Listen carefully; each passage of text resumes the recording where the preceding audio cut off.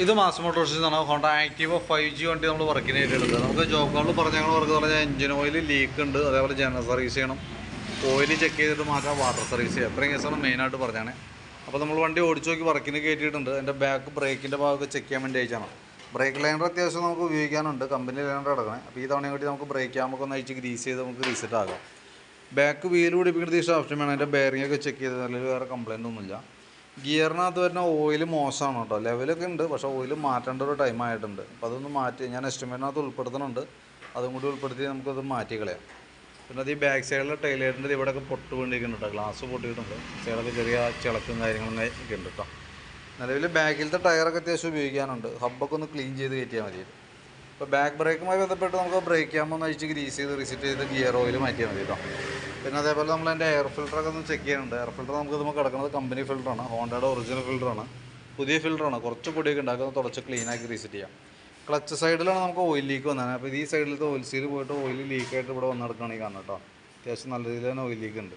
അപ്പോൾ നമുക്ക് ആ ഓയിൽ സീൽ മാറ്റണം. അതേപോലെ തന്നെ ക്ലച്ച് യൂണിറ്റ് ഫുള്ളായിട്ട് നമ്മൾ ചെക്ക് ചെയ്യാനുണ്ട്. ക്ലച്ചൊക്കെ ഒന്ന് അയച്ച് ഗ്രീസ് ചെയ്തിടുന്നുണ്ട്. ഇതിനകത്ത് ഓയിലിൻ്റെ പ്രസൻസ് വന്നേക്കുന്നത് കൊണ്ട് തന്നെ നമുക്ക് വണ്ടി ആക്സിലേറ്റ് കുറച്ചിട്ടൊക്കെ എടുക്കുമ്പോൾ നല്ല രീതിയിൽ ജർക്കിങ് വൈബ്രേഷനൊക്കെ കാണിക്കുന്നത് അതിൻ്റെയാണ്. അതൊക്കെ ഒന്ന് ഫുള്ളായിട്ട് ക്ലീൻ ചെയ്തതിന് ശേഷം നമുക്ക് റീസെറ്റ് ചെയ്യാം. അതേപോലെ നമുക്ക് അതിൻ്റെ ഈ ഡ്രൈവ് ബെൽറ്റ് കിടക്കുന്ന ബെൽറ്റ് മാറ്റേണ്ട ഒരു ടൈം ആയിട്ടുണ്ട് കേട്ടോ. നിലവിൽ ഇതുമ്പോൾ കിടക്കുന്നത് കമ്പനി ബെൽറ്റ് ഒന്നുമല്ല, ഡ്യൂപ്ലിക്കേറ്റാണ്. ബാൻഡോ എന്ന് പറഞ്ഞ കമ്പനി തന്നെയാണെങ്കിലും അത് കമ്പനി പ്രിഫർ ചെയ്യുന്ന മോഡലല്ല അത് കേട്ടോ. ഈ സൈഡൊക്കെ ഓൾറെഡി പൊട്ടിയിരിക്കുന്നുണ്ട്. അപ്പോൾ നമുക്കത് മാറ്റേണ്ട ഒരു ടൈമാണ്. കാരണം ഈ കണ്ടീഷനിൽ കിടന്ന് ഓടിക്കഴിഞ്ഞാൽ ബെൽറ്റ് പൊട്ടി നമ്മൾ വഴിയിൽ പെട്ടു പോകുന്നൊരു സിറ്റുവേഷൻ വരും. അപ്പോൾ എസ്റ്റിമേറ്റിൽ ഞാൻ അത് ഉൾപ്പെടുത്തുന്നുണ്ട്. ഗിയർ ഈ ഇതിനകത്ത് തന്നെ ഈ ഓയിൽ സീലും കൂടി നമ്മളതിനകത്ത് കാണിക്കണമുണ്ട് കേട്ടോ. ഈ സൈഡൊക്കെ ഓയിൽ ലീക്കായിട്ട് ഇവിടെ മൊത്തം ഓയിൽ കെട്ടിക്കിടക്കേണ്ടി വരും. അപ്പോൾ അതൊക്കെ ഒന്ന് നീറ്റായിട്ട് ക്ലീൻ ചെയ്ത് നമുക്ക് റീസെറ്റ് ചെയ്യാം. എഞ്ചിൻ ഹെഡിൻ്റെ ഭാഗത്ത് വേറെ പറയത്തൊക്കെ ലീക്കേജ് കാണുന്നില്ല. അതേപോലെ ആക്സിലേറ്റർ കേബിൾ ചോക്ക് കേബിളൊക്കെ ചെക്ക് ചെയ്ത് വേറെ കംപ്ലയിൻ്റ് ഒന്നുമില്ല. ഫ്രണ്ട് ഭാഗത്ത് നമ്മൾ നോക്കുമ്പോൾ ഫ്രണ്ട് ബുഷുകൾ ഓൾറെഡി കംപ്ലീറ്റ് ആയിട്ടുണ്ട്. ഫ്രണ്ട് ഗ്രീൻ ബുഷ് കംപ്ലയിൻ്റ് ഉണ്ട്, അത് നല്ല രീതിയിൽ ഓവലായിട്ടുണ്ട്. നല്ലോണം ഫ്രീ ആയിപ്പോയി സംഭവം. ഇനി കിടന്ന് ഓടുന്തോറും അത് മൊത്തത്തിലടിച്ച് ഷോക്കുമേക്ക് അടി കിട്ടും. പിന്നെ ലിങ്കിൻ്റെ ബുഷും ഓൾറെഡി കംപ്ലയിൻറ്റാണ്, അത്യാവശ്യം ഷേക്ക് ഉണ്ട്. അപ്പോൾ ലിങ്ക് ബുഷും ഗ്രീൻ ബുഷും നമുക്ക് മാറ്റി റീസെറ്റ് ചെയ്യണം. അതേപോലെ ഫ്രണ്ടിലത്തെ ബ്രേക്കൊക്കെ നോക്കി കമ്പനി ലൈനർ കിടക്കണം, പുതിയ ലൈനറാണ്. അപ്പോൾ ബ്രേക്ക് നമുക്ക് നയിച്ച് ഗ്രീസ് ചെയ്ത് റീസെറ്റ് ചെയ്താൽ മതി. ഫ്രണ്ടിലെ ബുഷ് സെറ്റ് മാറ്റിയിടാം. നിലവിൽ വീൽ ബെയറിങ്ങിന് ഇപ്പോൾ കുഴപ്പമില്ല, ഫ്രണ്ട് ടയറായാലും വേറെ പ്രോബ്ലങ്ങളൊന്നുമില്ല കേട്ടോ. പിന്നെ നമുക്ക് അതിൻ്റെ സ്പീഡോമീറ്റർ വർക്കിംഗ് അല്ല, എനിക്ക് തോന്നുന്നു കേബിൾ നമ്മൾ ഇതിൽ നിന്ന് വിടിയിച്ച് കളഞ്ഞാണ്. മീറ്റർ ചെക്കായതായിരിക്കാം ആ കംപ്ലയിൻറ്റിൻ്റെ കാരണം.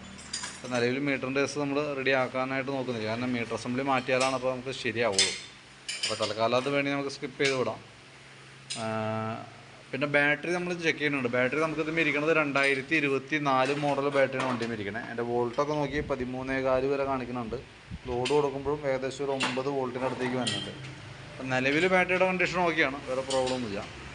പിന്നെ സ്പാർക്ക് പ്ലഗൊക്കെ ഒന്ന് അഴിച്ച് ക്ലീൻ ചെയ്തിട്ടുണ്ട്, പുതിയ പ്ലഗ് കിടക്കണം കേട്ടോ. സെക്കൻഡ് ട്രിപ്പിൾ യൂണിറ്റ് ആയാലും പുതിയതാണ്. പിന്നെ എഞ്ചിൻ ഓയിൽ മാറ്റുന്നുണ്ട്. അപ്പോൾ നിലവിൽ നമുക്ക് സർവീസുമായി ബന്ധപ്പെട്ട വർക്കുകളാണ് ഉള്ളത്. അതിനകത്ത് നമുക്ക് മാറ്റേണ്ടി വന്നത് ഒന്ന് എഞ്ചിൻ ഓയിൽ മാറ്റണം. ഓയിൽ മാറ്റുമ്പോൾ അതിൻ്റെ ഓയിൽ വോൾട്ട് വാഷ് ഓറിങ് നമ്മൾ കൂട്ടത്തിൽ കൂടെ മാറ്റി വിടണം. ഫ്രണ്ടിലേക്ക് വരുമ്പോൾ 2 ബുഷുകൾ, ലിങ്കിൻ്റെ ബുഷും ഗ്രീൻ ബുഷും നമുക്ക് മാറ്റി റീസെറ്റ് ചെയ്യേണ്ടതായിട്ടുണ്ട്. പിന്നെ നമുക്ക് ക്ലച്ച് സൈഡിലേക്ക് വരുമ്പോൾ ബെൽറ്റ് ഓൾറെഡി പൊട്ടിയിരിക്കുന്നുണ്ട്, അതുകൊണ്ട് ബെൽറ്റ് മാറ്റണം. ഓയിൽ ലീക്ക് ഉള്ളത് കൊണ്ട് തന്നെ ഓയിൽ സീലും മാറ്റി റീസെറ്റ് ചെയ്യണം കേട്ടോ.